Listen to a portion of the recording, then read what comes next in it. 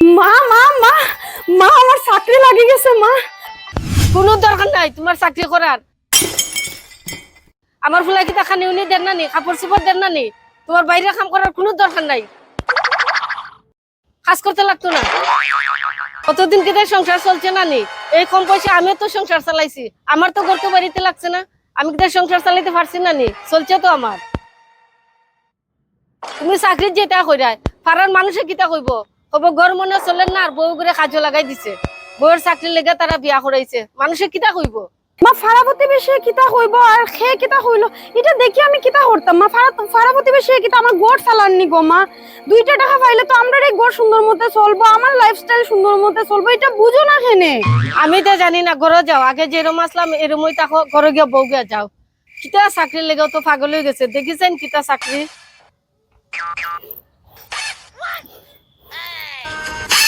বৌমা সরকারি চাকরি, ওই গো মা, 1 লাখ টাকা বেতন। ওই ওই ওই ওই ও সরকারি চাকরি, 1 লাখ টাকা বেতন।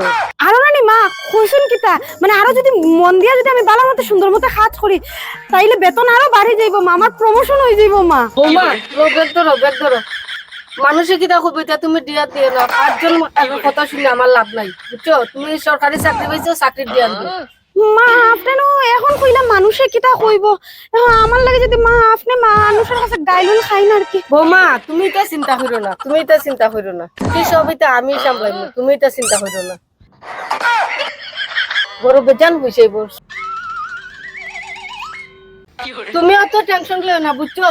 সরকারি চাকরি যাও, তুমি চাকরি যাও, চাকরি যাও। দাদা ওখান তো পয়সাই পয়সা, কাজ মানুষে কিটা হইব, এটা আমার দিকে লাভ নাই। ওখান আমার ঘর পয়সাই পয়সা, পয়সাই পয়সা।